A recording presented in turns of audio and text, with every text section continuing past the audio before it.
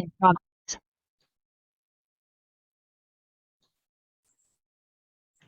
Good afternoon, all. So, yesterday you people heard about construction process, then what is ECO, then lean construction, etc. So, in this class, we will be discussing about digital construction. So, digital or digitalization is a very familiar term to us since we are living in a digital world, and also especially during in this corona time, there is no age limit in using the digital technology. Okay, here let's see how digitalization is linked with the construction technology. So now let's see what is digital construction. Actually, there is no standard definition for digital construction, but simply we can say that digital construction is the use and application of digital tools to improve the process of delivering and operating the building environment. Or in other ways, simply we can say digital construction consists of a set of tools that use and manipulate digital data, which helps to improve, deliver, and operate the built environment. Now, let's see what are the key factors that led to the adoption of technology in the construction field. Okay. So before adopting a technology, a company should first point out whether the new technology will overcome all the deficiencies of the older one, and should note down what impact will it make on the construction company. Okay. So all these questions should be answered first, and should select an appropriate technology, okay, which suits to the company structure, and the technology should be implemented within 3 to 9 months. Okay, and for example, in adopting a technology, you guys know in the figure you can see wooden formwork or timber formwork, then table form or flying formwork. Okay, so usually we use this one for formwork or shuttering. So suppose a company was doing all their construction project using wooden or timber formwork, and but later the company found that some drawbacks are existing in case of timber formwork. Okay, the drawbacks may look like, as you know, timber is a dry material. It has a tendency to absorb the moisture from the wet concrete. Okay, that is one of the drawback. Another case is it requires lot of maintenance after each of the project. Okay, another one is it's a time consuming process. So all these deficiencies could be replaced by the adoption of new technology. So the company is deciding to adopt a modern technology. It may be like table form or flying formwork. Okay, and this will increase the accuracy, and it will minimize the waste of the project. Okay, now you know that technology is not something which evolved in a day or month. So whatever developments evolved today will have a past life, or simply it has a history. So now here we are going to going into the history of fourth industrial revolution. Okay, you can see industry 1, industry 2, industry 3, and final industry 4.0. So this is the current industry level sorry, of our country.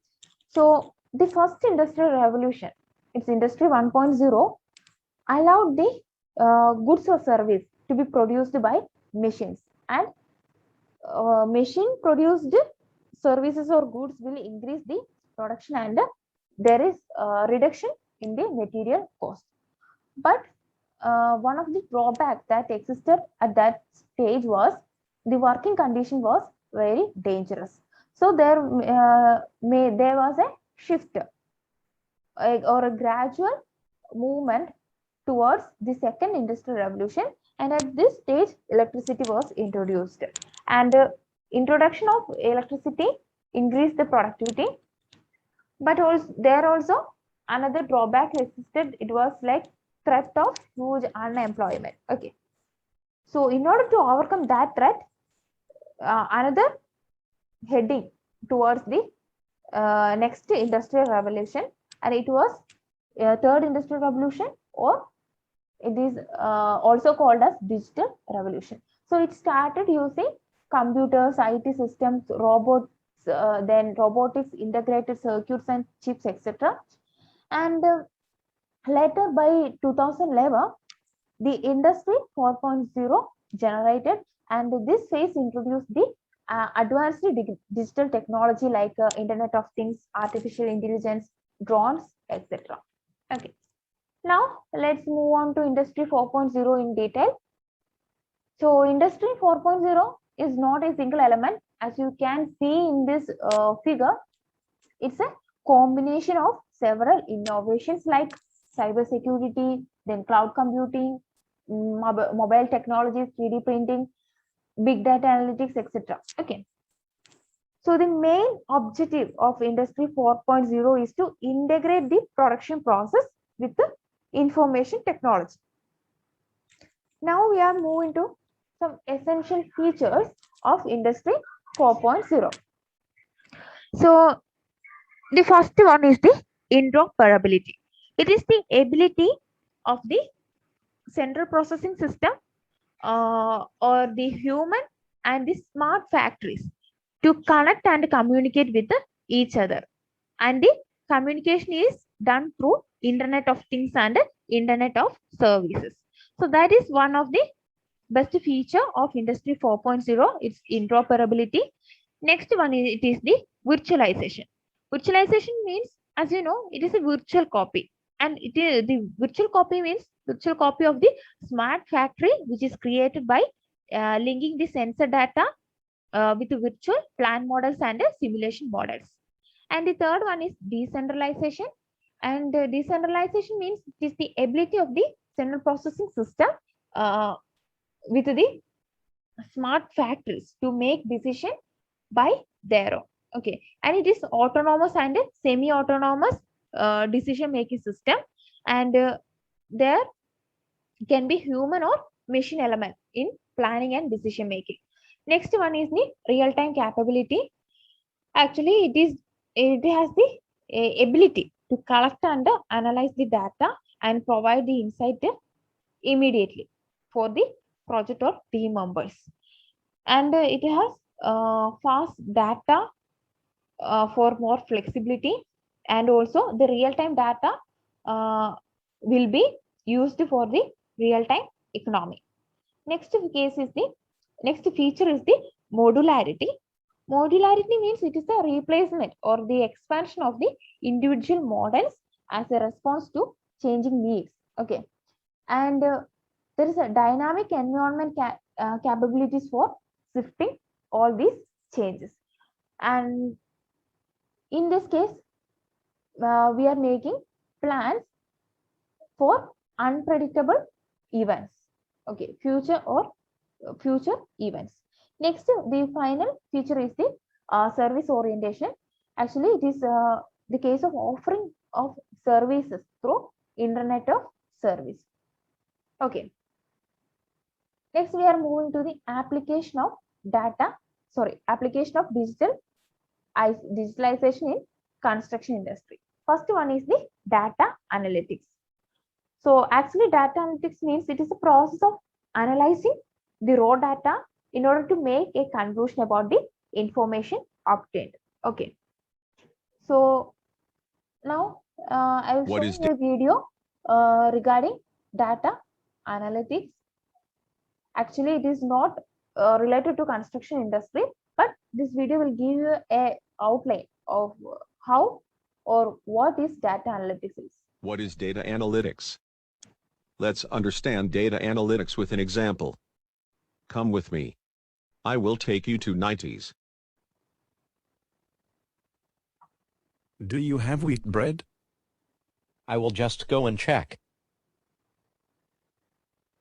Sorry, sir. It's finished. Oh shit. I forgot to get extra bread stock for weekend. Please, sir, can you come tomorrow morning? I will buy from someone else. I wish I could remember. Now will he come to my store again? Now let us come back to 21st century. Hey, I need wheat bread. Miss, can you check? Sir, you can take the bread from row 2, rack 4 and slab 1. Thank you. Can you please bill all this? Also, I have a question in mind. How can you remember so many things? It is not me, sir. It is the machine that is doing all this. It gives me all the information whenever I ask anything like my current stock, price of items and other things. That is cool. Data analytics has helped me a lot.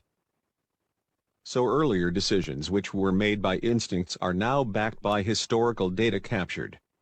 Data analytics had made everyone's life simpler because of automated decision making. In day-to-day life it is helping us in many ways. There are three types of data analytics. First, descriptive. For example, creating sales dashboards and tracking performance of products. But they do not tell us why change happened or what will happen in future. So next we have predictive, where utilizing historical data, predict which will help in making more profit. OR, which customers should be shown advertisement on social media platform. Or finding out the appropriate launch date for a movie to get maximum customers. Third we have prescriptive. So that's about data analytics. So by implementing data analytics in business or a project, it can help us to improve the project outcome, and it reduces the risk, and it uncovers the critical insights with the real-time data and automated construction reports from multiple sources. And there are some applications for data analytics. It's the first one is the predictive analytics. Actually, the challenges, predictive analytics means there are some challenges which are faced by the contractors or project managers. It may be like the paperwork. Okay, it will be hectic to go through all the papers, or otherwise some other case of challenge is like a ineffective method of collecting data from the site. So all these are some of the these two are some of the challenges faced by the project managers and contractors. But implementing data analytics means action on the future and existing project, and this will reduce the cost overrun, delay, then improve estimate, etc. And next case is the warranty analysis, and here we will conduct a study on the previous failures of data and many external factors. And by conducting a study on previous factors, it will avoid the complication related to customer satisfaction, safety in construction, etc. Okay, that's about data analytics. Data analytics. Let's understand data analytics with an example. Come with me. I will take you to 90s. Do you have wheat bread? I will just go and check. Sorry, sir. It's finished. Oh shit. I forgot to get extra bread stock for weekend. Please, sir, can you come tomorrow morning? I will buy from someone else. I wish I could remember. Now will he come to my store again? Now let us come back to 21st century. Hey, I need wheat bread. Miss, can you check? Sir, you can take the bread from row 2, rack 4 and slab 1. Thank you. Can you please bill all this? Also, I have a question in mind. How can you remember so many things? It is not me, sir. It is the machine that is doing all this. It gives me all the information whenever I ask anything like my current stock, price of items and other things. That is cool. Data analytics has helped me a lot. So earlier decisions which were made by instincts are now backed by historical data captured. Data analytics had made everyone's life simpler because of automated decision making. In day-to-day life it is helping us in many ways. There are three types of data analytics. First, descriptive. For example, creating sales dashboards and tracking performance of products. But they do not tell us why change happened or what will happen in future. So next we have predictive, where utilizing historical data, predict which will help in making more profit. Or which customers should be shown advertisement on social media platform. Or finding out the appropriate launch date for a movie to get maximum customers. Third we have prescriptive, like how much discount to offer on different items. Or which platform to use for engaging customers, and also what content to showcase. So, data analytics is not only the buzzword, but actually has its important in finding insights, and making decisions to ease our life. Like, share, comment and also follow us on YouTube and Facebook to get more videos like this, on data analytics and machine learning. Thank you. So here, we can say that implementing data analytics will reduce the cost.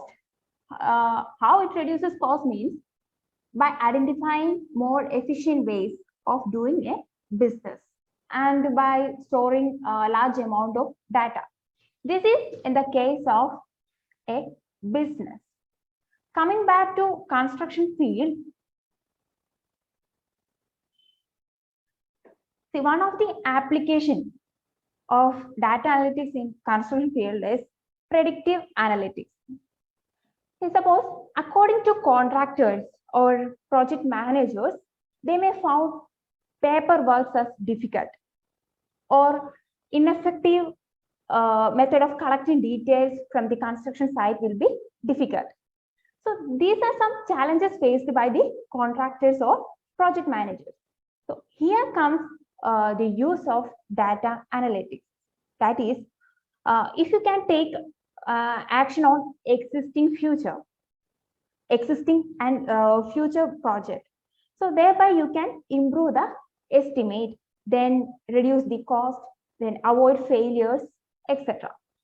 And another application of data analytics in construction field is warranty analysis.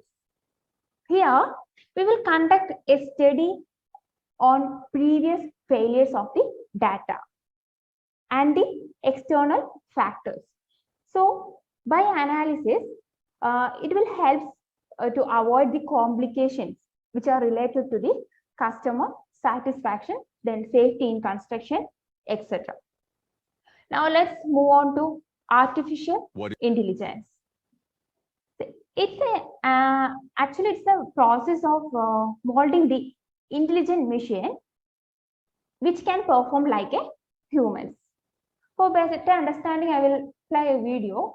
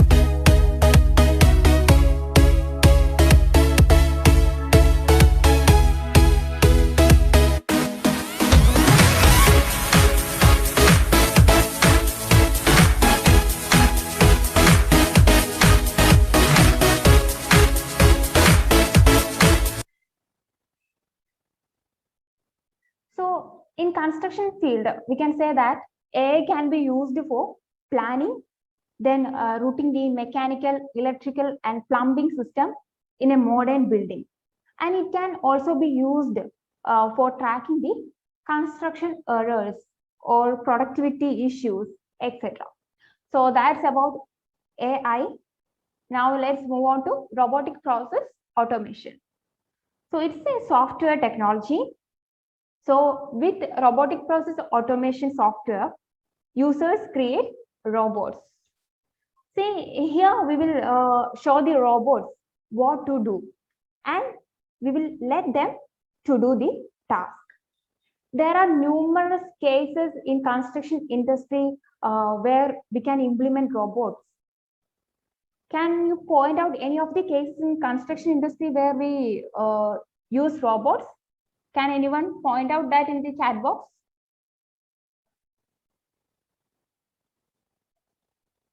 Can you point out any of the cases where robots can be used in the construction field?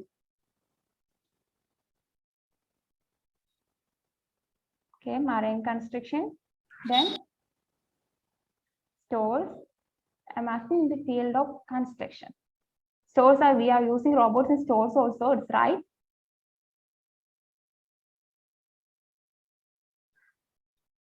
Prefabrication.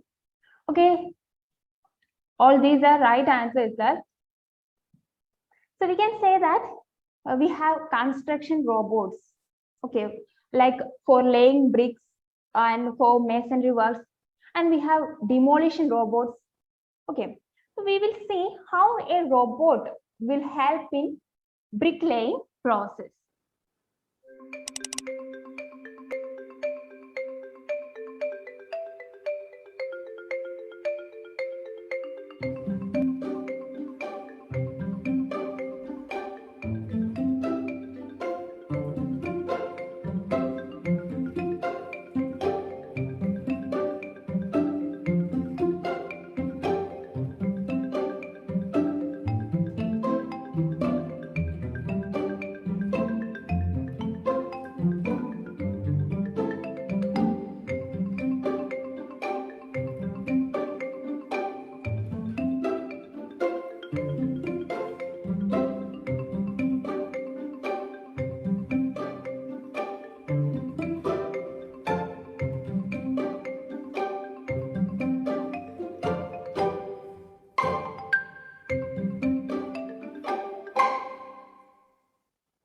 So that was a single case in construction field, is bricklaying.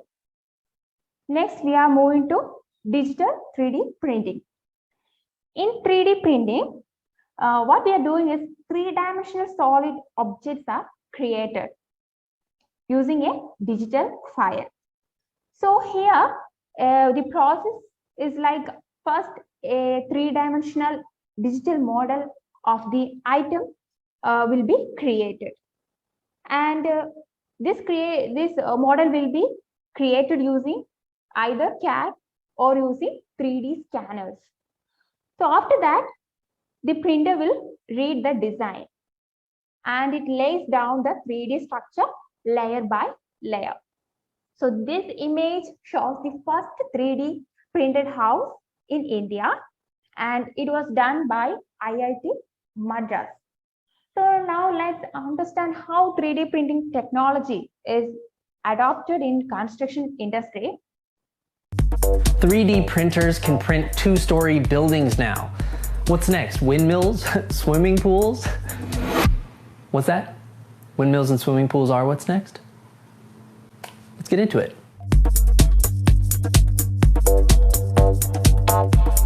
Belgian company Campsie recently finished construction on its first 3D printed two-story house.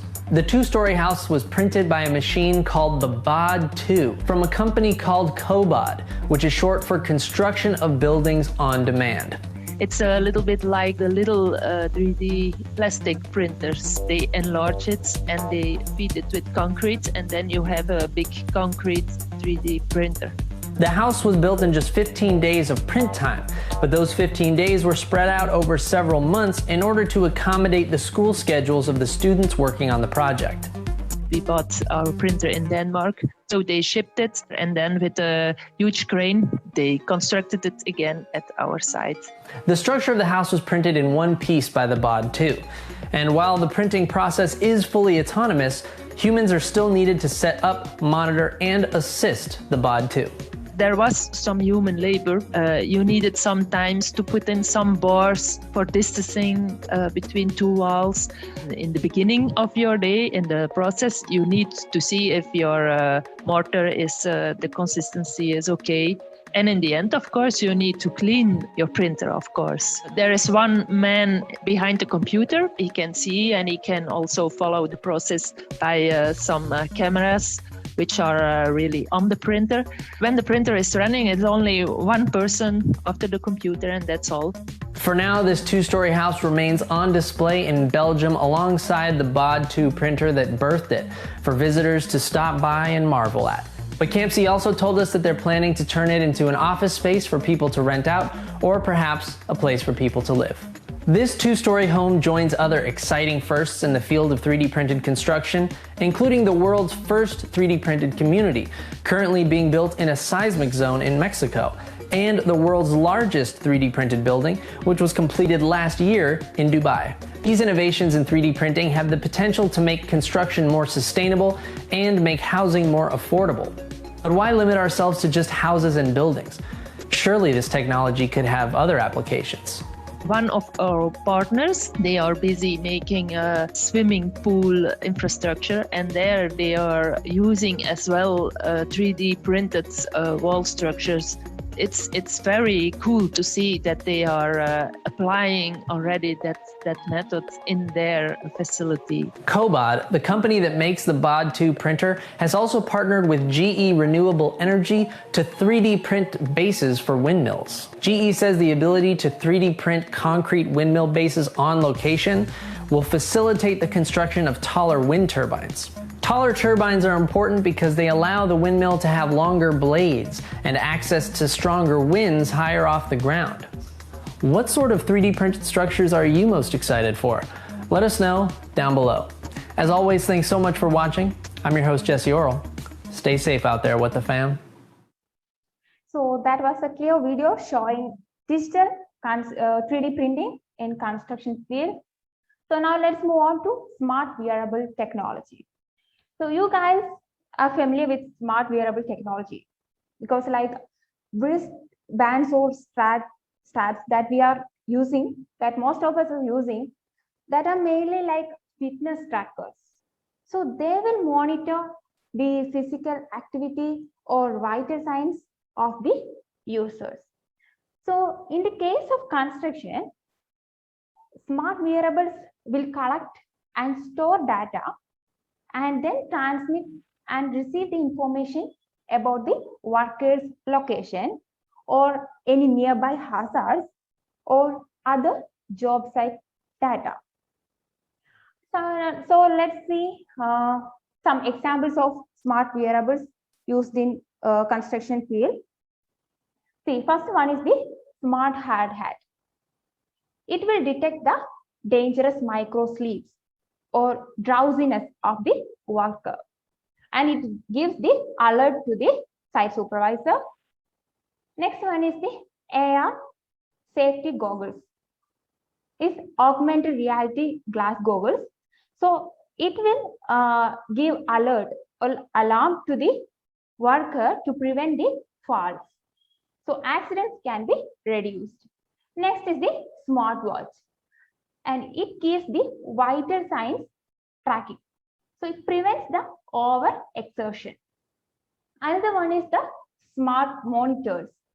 They can detect dangerous gas and it will help the workers. Another one is the power gloves, and it will give grips while lifting an object or tools. Next is the smart boots. They are able to detect the collision. So they are some of the smart construction wearables. So this video shows clear idea about the smart wearables.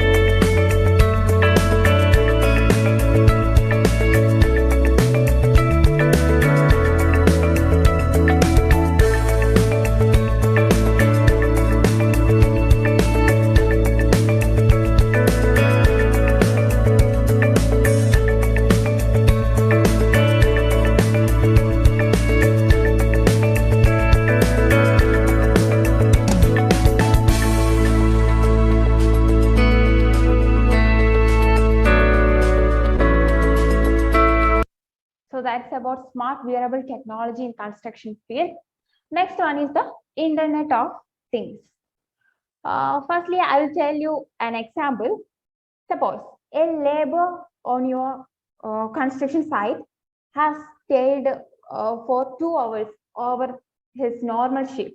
Okay, but he seems to be stressed or tired, and suppose his heart rate is high, so there is a chance of accident. But your company, if your company has implemented Internet of Things for construction, so by the time an automatic alert will be given to the manager or the site supervisor, and he could easily detect the exact location of the worker. So we can say that those smart wearable technology, those which I have pointed out before, is an application of Internet of Things. So now let's see how Internet of Things is connected to construction.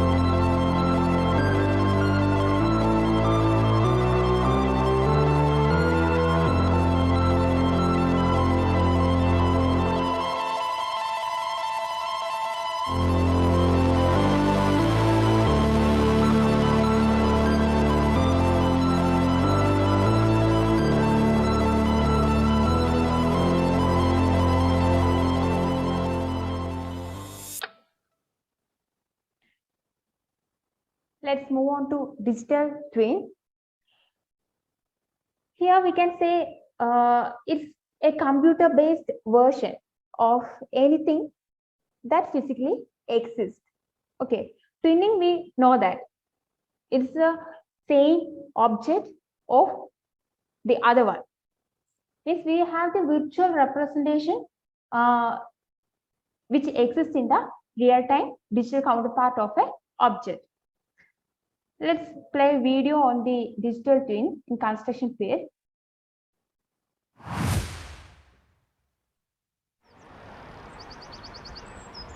Manufacturing machines can be a complex and costly process. Assembling the first prototype from parts that haven't been developed or tested together will often cause problems, and getting everything to function properly may require significant amounts of materials and effort.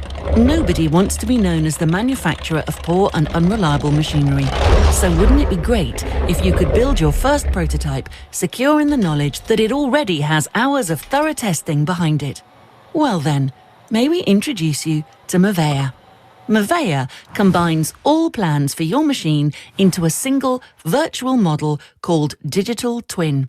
This includes all the components necessary to build your machine, such as the interface to the real control system. The digital twin that is created is a virtual physics-based representation of your machine, capable of simulating its behavior and use in real time.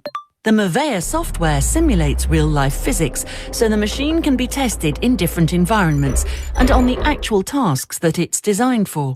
You will be able to detect potential problems before anything is even built. The digital twin can be inspected and modified when necessary, and stakeholders can also get involved in the development process at an earlier stage. The rapid development iterations that the digital twin enables will result in fewer prototypes, reduced costs, and faster lead times. Moreover, Mavea's solutions allow operators to use the simulation for training, which means they will be qualified to use the machine before it even exists. The digital twin lives and evolves throughout the life cycle of the product. Once connected, the digital twin can analyze the machine's use and behavior in the field and provide vital feedback. This data can also be used to develop the product further.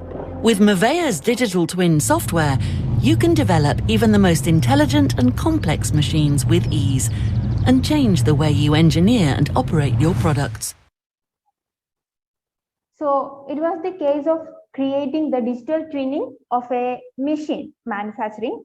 So similarly, in the case of a construction industry, we can use digital twinning for creating virtual model of construction project. And creating the virtual model of the project will help to reduce the cost. Reduce the cost means it avoids the rework, and it will help in improving the safety of the workers at the site. So in construction industry, in order to get the digital representation of an existing structure or a structure to be planned, we can implement BIM into that context. For giving more explanation about BIM, I invite Samira Zalim, Senior Technical Engineer, BIM Labs Engineering Services.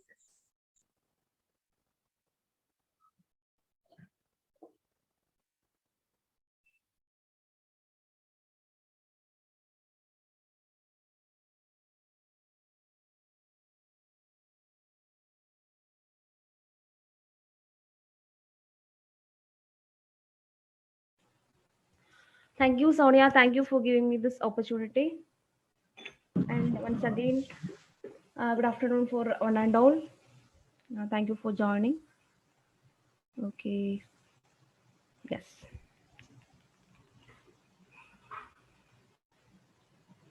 Okay.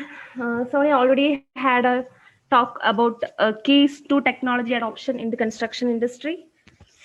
About 4 industrial revolutions, industry 4.0 in the construction industry, then about data analytics and artificial intelligence, robotics, automations, smart wearable technologies, digital twin, and so on, right? So now we are going to look about building information modeling, or what is BIM in the digital construction. Okay.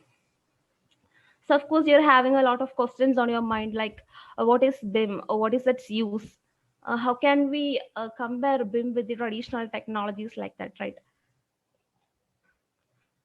So before going directly into the building information modeling, I would like to give you an idea about what are the traditional techniques that we used, or what are the limitations that we faced on the traditional technology. Okay. See, CAD workflow. I hope most of you know about CAD workflow. That is the computer aided design workflow. And AutoCAD, I think every one of you know, because it is a software that works in CAD technology. Also, it gets included on our curriculum, right? So AutoCAD is a software from Autodesk, and it works in CAD technology. And what is computer aided design workflow? I think you may know how to create floor plans, how to create elevational views, sectional views, location plans, right? Like you may know about documentation settings using CAD workflow. That means we can understand that everything that we know, that we are doing using CAD technology starts from 2D and also which ends in 2D. We can also have 3D methods. That means we can create 3D models using CAD techniques, but it is an optional method, not very relevant, or we cannot have any much informations from the 3D CAD model that we are having. Okay, it can be used for some visualization purposes and all. That's all. So can anyone of you see what are the limitations that you faced while you work on the CAD workflow? Or what you felt sometimes, or if it is like this, it may be helpful, or we can work better. Do you find anything like that, or do you feel anything like that while you are using CAD technique? You can respond on the chat box, or you can unmute and speak, whatever. Did you feel anything like if it is while you are working on the CAD workflow, if it is like this, it will be better, or like anything like that? Can you see any limitations that you faced while you are working on the CAD workflow? Good afternoon. Okay. You can put out your answers on the chat box. Okay.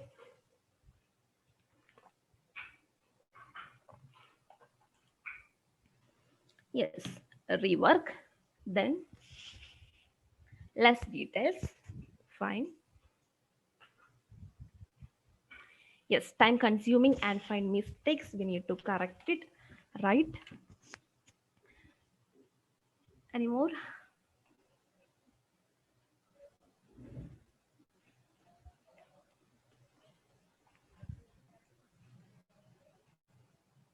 Of course, I hope you all will be having some answers on your mind. Okay. You all know also about sheet drawings, or how to prepare a sheet drawing, right? When converting a sheet drawing into a CAD format, we can have some advantages, like it is in while we are using a software, it is having a large workspace. We cannot have much errors. Precision is more. Then what we can easily we can do documentations. We can set drawings based on any scale. Like we can also do the work much faster than the sheet drawings by preparation of sheet drawings. Likewise, we are having advantages while you are comparing CAD drawings with the sheet drawings, right? But the one who is still sticking on a CAD technology, or the people that who works on CAD techniques, need to face a lot of limitations. What are they? First of all, updations or rework. I'm saying this because you can connect it easily since you work on this, right? Updations or rework. That is, while you are using a CAD technology, you know that if I'm considering a multi-story building, I want to create all the corresponding floor plan views. I want to create elevational views. I need to have sectional views. Then about all the related details. If you need to create detailed drawings on some specific elements, you have to do that. You have to prepare documentations, and we need to prepare many type of drawings. Depends upon our project. So whatever or whenever time when there is any change on our project, okay, it can be a little change or a big change, whatever, a small correction needs a large number of updations in different views is the one of the major limitation in the CAD workflow. Okay. For an example, I can see you for a simple example. Just consider if you are doing a multi-story building, if it is a G+10 building, okay, commercial building, and you prepared all the floor plan views, sectional views, and we know that for creating sectional views and elevational views, you have to create it manually. You will not be getting automatic sectional views or elevational. You have to create it, right? At that time, when you try to, or you need to update your plan views, you are doing that just deleting some doors or windows or any components or whatever changes that you are making. What you have to do is that you have to update on that sectional views. You have to update in the elevational views. If you are preparing documents, there may be changes. And if you prepare quantity takeoff, that is scheduled. If you prepare quantity takeoff, you need, or one person need to sit on that, and he need to make an update based on the changes in the drawing, right? Like this is a single case of an architectural drawing or a structural drawing. But if it is a collaborative drawing, or there is many drawings connected with this, what can we do? There comes a lot of corrections, right? That is one of the major limitation of CAD workflow, that is rework. Okay. Then comes to the next one, that is coordination and clashes. Like, see, if I'm considering a commercial building, okay, you can understand that if you're going to a shopping mall and look above, you can see false ceiling. And of course, above the false ceiling, they may be having a lot of building elements, like mechanical ducts can be there, structural elements like beams, columns can be there, then sprinklers, firefighting, like etc. A lot of building elements can become above the false ceiling, right? So if there is, there can be chances, because in a project there can be architectural drawings. We need to prepare structural drawings. We need to prepare MEP sections like mechanical, electrical, plumbing, firefighting, safety, Like there may be a lot of drawings in a building. So it is not necessary to prepare all this by a single engineer. Architects may prepare architectural drawings. Structural engineers do structural analysis, structural drawing preparations. Mechanical engineers do mechanical drawings, plumbings, and electrical engineers do electrical drawings. So there can be a lot of stakeholders involving in a project. So when compared with a 2D drafting or a documentation drawings, what happens is that some points get missed out. So chances of having conflicts between building elements is very high.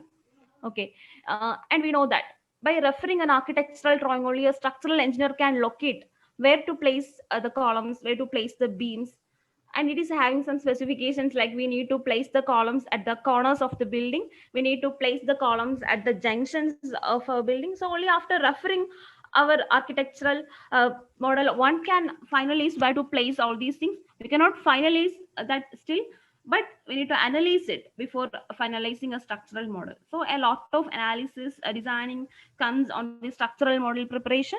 Likewise on the mechanical, electrical, plumbing, all these things have a complex or a lot of procedures to confirm the drawings, right?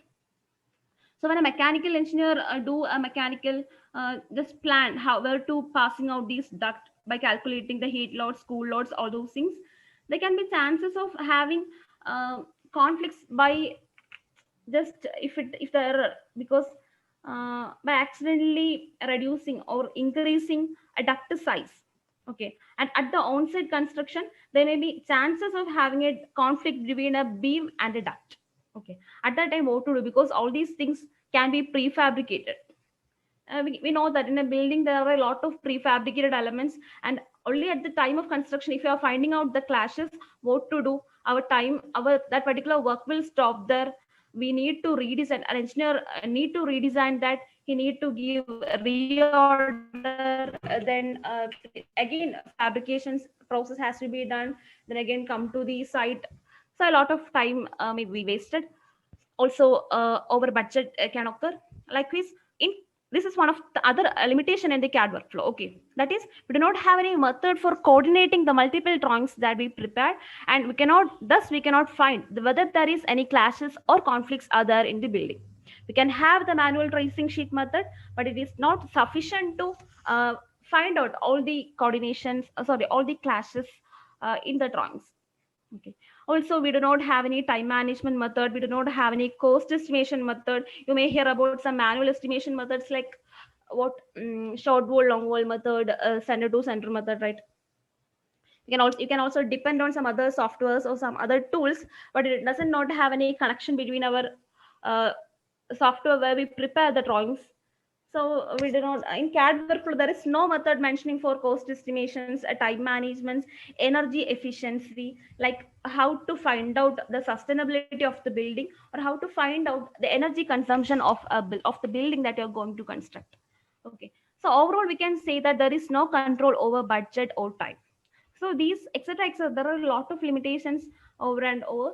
So these are some of the limitations that we need to face while you are sticking or while you are working in a CAD technology. So we need a better workflow, right? That is what building information modeling is. Okay, building information modeling is a method or a technology that we can use for the digital construction. And by simply, I can say that it is an intelligent 3D model based process. It is also a technology, or we can say that it is a workflow that helps. It is a digital representation or the virtual representation of a building, not only about buildings. Okay, we can also relate all the things related to construction, including infrastructure elements like roads, bridges, dams, tunnels, railways, all those things.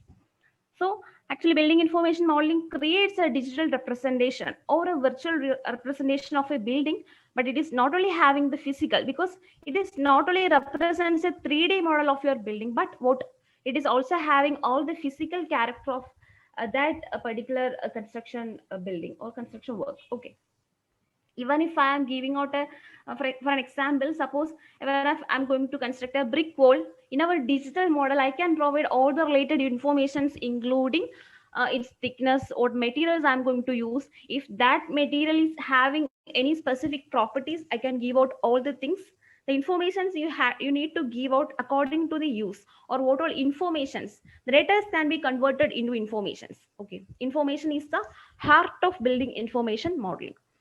You have to focus on informations. We are the all things that you have to give is correct inputs, and other things can be extracted as outputs, like documentations, estimations, that means quantity takeoff, all those things, of every quantity that you are going to use in the building.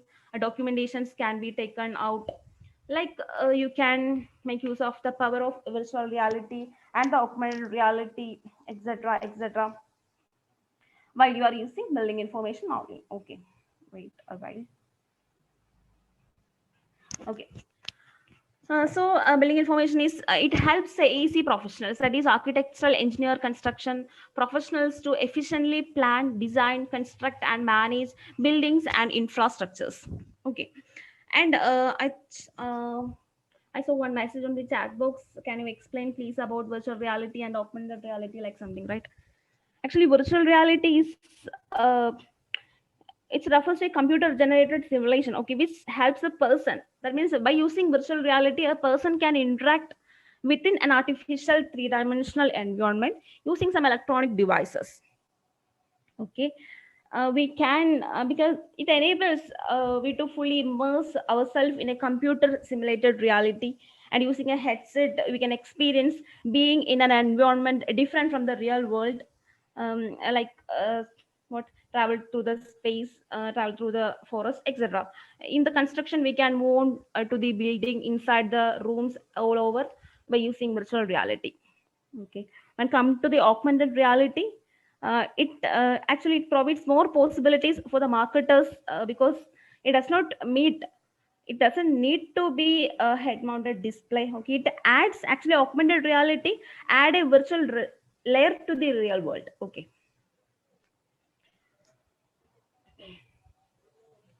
so these I can show you. See, our building information modeling or its workflow is consist of a lot of construction stages. We can divide all those things into 4 different stages, like plan, design, build, and operate. Okay, now I can show you one video that helps you to identify or to understand more about building information modeling. Okay, just look on to that. If you're not audible, please inform me. Okay. There was a time when pencil, paper, and complex drawings would be the base of construction planning. It would be a tiring process with lots of loopholes in it, but things have changed. It is now all about BIM. So what is BIM? BIM, or Building Information Modeling, has been part of the construction industry for some time now. BIM is an intelligent model-based process for planning, designing, building, and managing buildings and infrastructure. It connects AEC professionals in more efficient designing, building, and operating an infrastructure through BIM. It is more than just 2D or 3D modeling. It is the process of designing a building collaboratively using one coherent system of computer models rather than as separate sets of drawings. If a model element is changed, then BIM coordinates the changes in all views that display that element. Architects, contractors, and structural engineers can work more collaboratively, accessing and updating the design. The information is captured in the model and remains there consistent and coordinated. So what makes BIM so exciting? Information is the heart of building information modeling. At any point in the life cycle of the project, the information is there that helps you reduce the time-consuming errors. The information can be accessed by project holders from anywhere.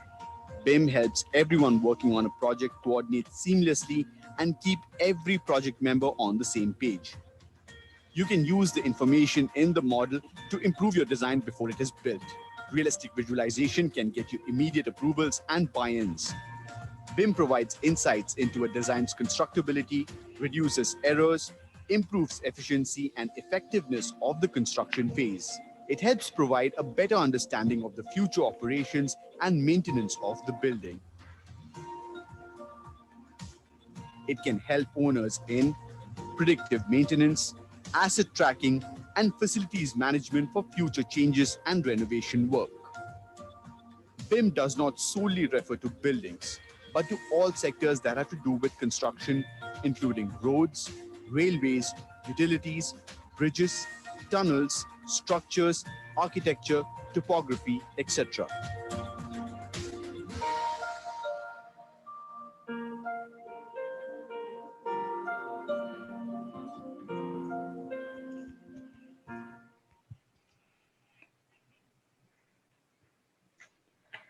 Okay, so I hope this video makes you understand something more about building information modeling. And one more thing, that building information modeling works in a collaborative platform. Okay, that means architects, structural engineers, mechanical engineers, whoever contractors, owners, whoever comes or involving in a project can collaboratively access the model. The project team head can give permissions for the stakeholders or the project team members for accessing a model, for editing it. Like BIM can be work in a collaborative platform. Actually, that is a collaborative platform. Okay. And one more thing is that, yes, we can do multidisciplinary coordination. Like whoever engineers, like architects are preparing architectural models, structural engineers preparing structural models, mechanical engineers do, like they can be work in a single company, or they can be work in a multiple companies. Even a project can be divided into contractors, subcontractors, like many persons can be involved in a project, right? But all these persons can be work in a collaborative platform that makes our work much better, to work in a common goal, to achieve a common goal. Okay. And also BIM enables for multidisciplinary coordination, like this.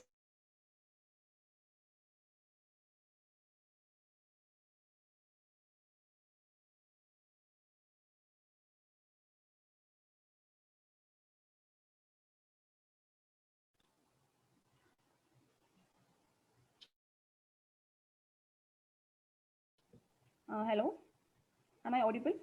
Yes, right? Sorry. Yes, okay. So multidisciplinary coordination can be done for that we can coordinate the model.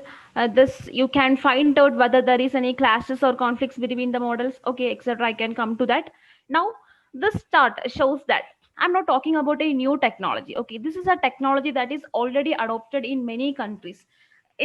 From this chart, you can understand that this red indicated countries where BIM is mandate. See, in the United States, from 2008 itself, BIM is obligatory for all the government projects. In UK from 2016, Sweden, Korea, Denmark, Russia, Hong Kong, Australia. For Singapore, for greater than 5,000 square meters building, it is mandate. Dubai in some places. Most GCC projects are doing using building information modeling. Like it is not a new technology, but a technology it is already adopted in many developed countries, and still, and you can see this blue indicated countries where BIM is future mandated fixed countries, okay, like Qatar, Scotland, Peru, Mexico, France, etc. In India too, in lot of places BIM is implementing, and we are on that path. Okay, so that here the opportunities are very vast. There are a lot of openings, a lot of companies are converting or implementing building information modeling instead of the traditional techniques that we stick on, like CAD, etc. And why building information modeling is efficient, I can give you some reasons. Okay, that is, using building information modeling, all the limitations that you saw on the CAD technology can be advantages over here. Like updations or rework are very easy if you are using BIM technology. That is, automatic updation is one of the highlighted thing. Like whatever changes that you are making in any of the view can have the automatic changes in all the related views.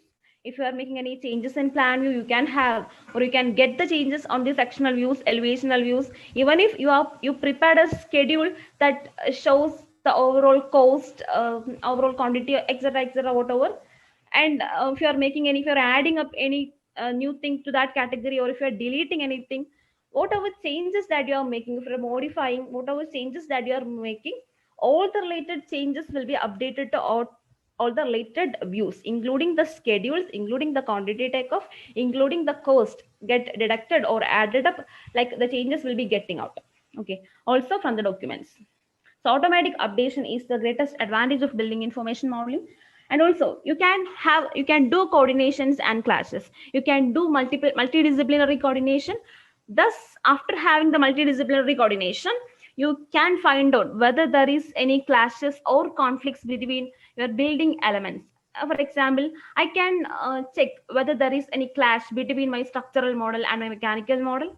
Or even if you want to customize it again, you can do that. Like in my ground floor plan, whether there is any clashes between these two disciplines, like structural or mechanical or electrical, whatever, you can do that. You can perform the clash checks. You will be getting a detailed report in what all positions the clashes are coming, so that what you can do is that you can switch back onto the tool that is used for the modeling purpose. You can resolve the clashes at the design stage itself, so that you are going to get a zero error model output. Okay, no need of stopping our work at the site, and all those things can be avoided by having a pre-coordination and clash checking. Next one is a time management. In building information modeling, we are having method for time management, like project management techniques are there.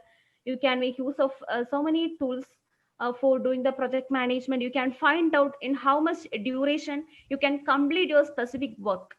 Okay, you can find out that you can link the schedule with the model easily. Like we can perform 4D simulations. That means if you're having your BIM models, you can coordinate that.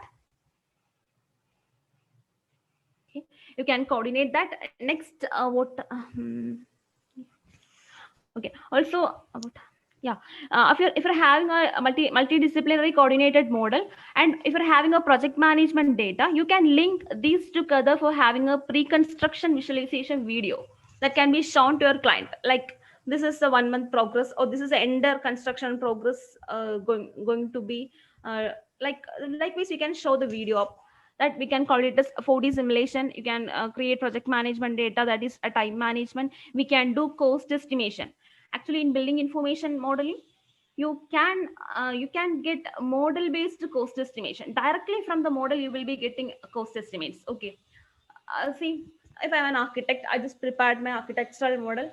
I'm having a 10 plus story building. Okay, I prepared all the things in my model. It is having all the related informations, like the materials, its thickness, what all materials I'm going to use, all the things is there in my digital model. Okay, after that, what you can do is that you need to just extract the data. No need of creating the schedules again and again.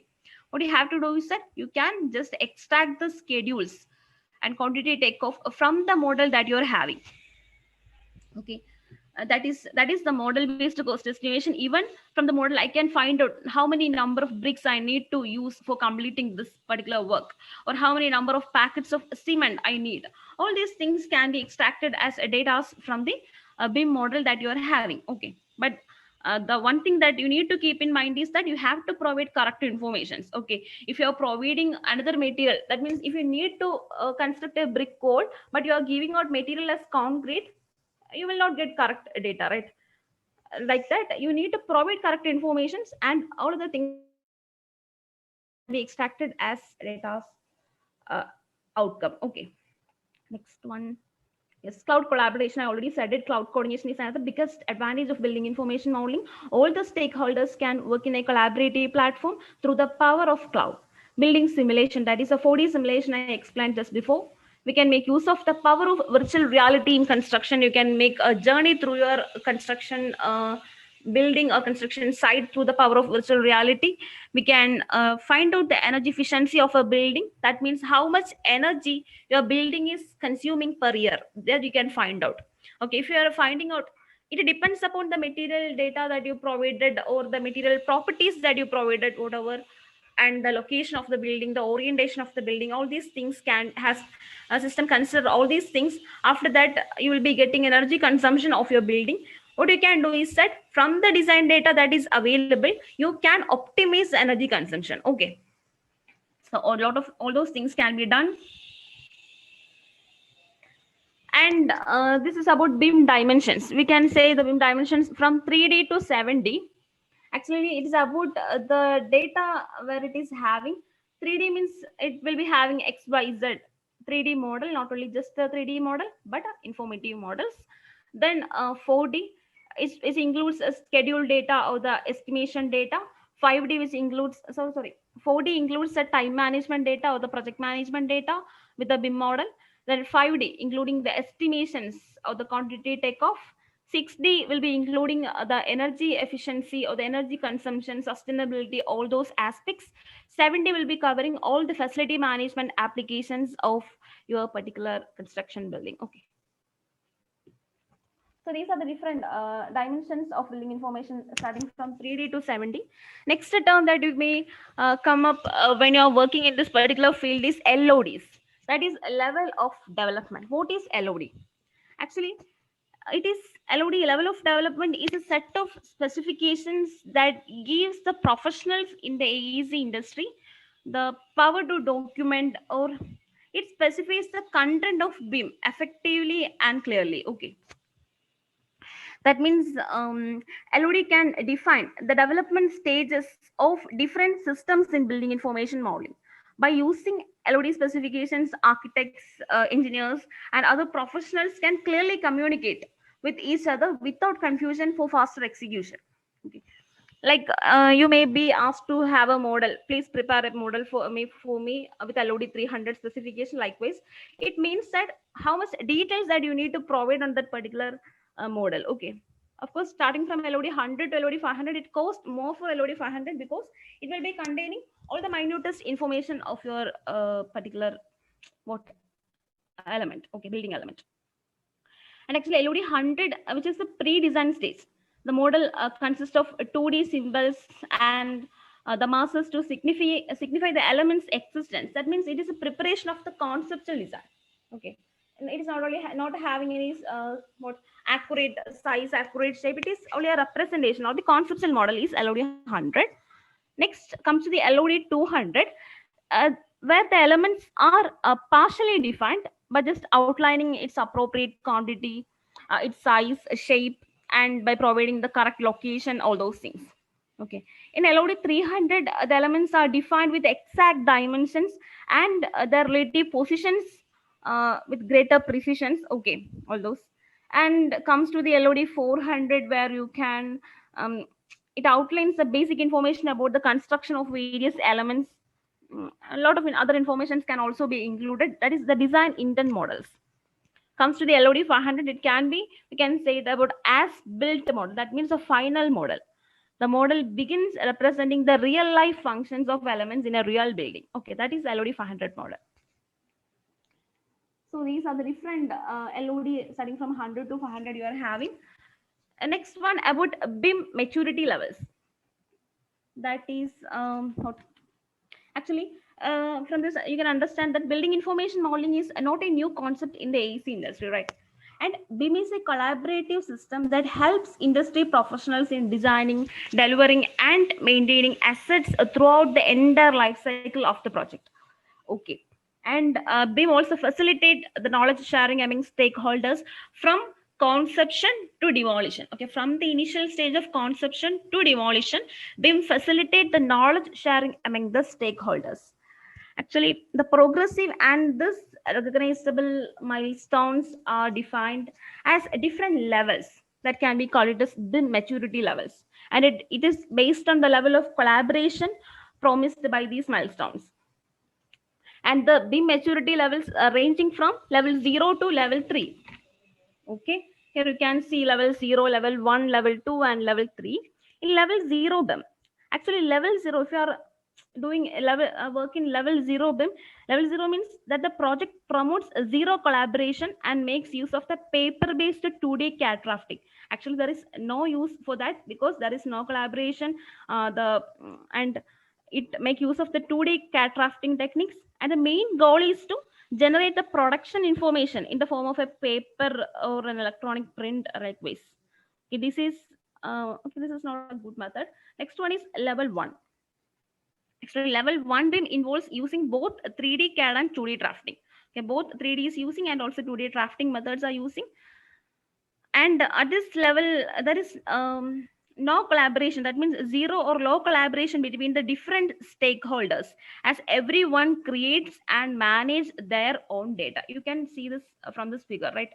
No collaboration between level 0 indicates no collaboration between any of your team members works side by side, right? Come to the come to the level 1. Here also no collaboration, but different stakeholders, everyone creates and manages their own data. And they use both 3D and 3D CAD and 2D drafting. And this, while 3D CAD is used for conceptual works, okay, 2D is actually used for the generation of approval drawings, all those things.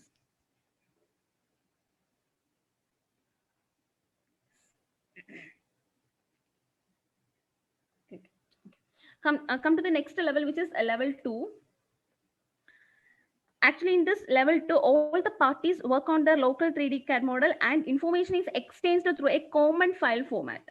If an architect's or a structural model is structural engineer is using a structural model to analyze, and if he need to pass over that particular analyzed model to the structural engineer, he can just move on to that model by using a common file format. Okay, that is it. That means the parties can access different files by a common file format on the level 2 BIM. Here the design information is shared through common file format. You can see that collaboration also comes in the form of how the information is exchanged between the parties. Okay, all parties also have their own 3D CAD models. Come to the level 3. Actually, it often termed as open BIM. The scope of level 3 has not been completely defined through, so it promises deeper collaboration between all the stakeholders through a shared model. Likewise, this is called as open BIM. And level 3 concept enables all the participants to work on the same model simultaneously, which eliminates the chance of conflicting informations. Okay. That is about a BIM maturity level. You can see this organizational BIM maturity representation by this figure.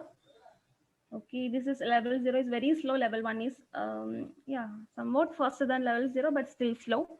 Come to the level 3, which is the most fastest level. Okay. So on the next day, this is here on this particular figure, you can see the building information modeling life cycle. Okay, starting from the programming stage, conceptual design, detailed designs, analysis, documentation, fabrication, construction 4D or 5D, construction logistics, operation and maintenance, demolition, then renovation. Then the cycle repeats. It is actually a cyclic process. And from the tomorrow session, you will be having a thorough knowledge about what are the process and the construction techniques that is used on the workflow of building information modeling. Okay, so I wait for the next session. That is the third day session, building information modeling process. So I think we are good for now. Thank you everyone for your precious time. Shilpa, anything more to add? Yeah, thank you, Sony and Samira, for your presentation. Yeah. I hope all have filled the feedback link. If not, please submit us up. It's there in the chat box. Kindly fill the feedback form.